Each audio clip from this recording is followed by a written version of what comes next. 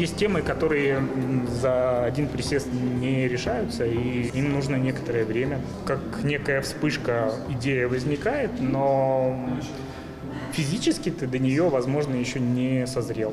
Зарикто Доржиев новую коллекцию писал 3 года. Идею мировой классики с лицом бурятской живописи начал воплощать еще в начале карьеры. Прародителем стала жена хана с улыбкой Джоконды. И вот снова, будто кисть Леонардо да Винчи оставила отпечаток на холсте уже именитого художника. Потом, как позднее оказалось, эта вещь в виде небольшого постера висела у меня в детстве, наверное, в детской комнате. Потому что к ней я подходил уже как какой-то крайне знакомой, крайне близкой вещи. Лицо здесь переписывалось, наверное, раза 2, если не ошибаюсь, 3. Оно менялось. То есть я закрывал глаза. Менялся в эскизах и горностай. В руках у дамы появлялись и кошка, и собака. Но все же автор решил оставить самые ключевые моменты – руки и питомца.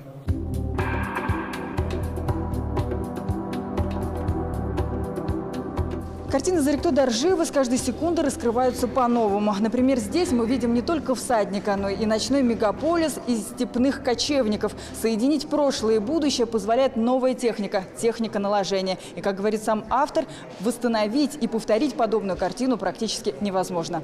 Не случайно, прямо как будто бы мы отрывали какие-нибудь куски, там, не знаю, плакатов, ткани и наклеивали, да, то есть первоначально даже было рабочее название «Лоскутное одеяло». Здесь сочетаются такие вещи, как Восток и Запад, улыбка Джоконды и образы с атласа тибетской медицины. Здесь же и портрет Энди Уорхола, своеобразного художника-революционера. Он не побоялся пустить искусство на конвейер, как и Зарикто Доржиев не боится связать, казалось бы, противоположные элементы творчества, жизни и цивилизации. Он с пиететом смотрит на Ренессанс, на Ван Эйка, на Микеланджело, на Леонардо да Винчи. Это для него как бы вершины, но к которым он проникает абсолютно, говоря современным языком и очень достойно.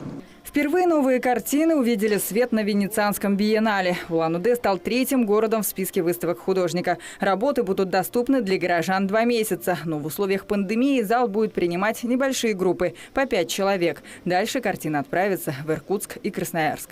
Саюна Бухаева, Виктор Немаев, телекомпания «Аригус».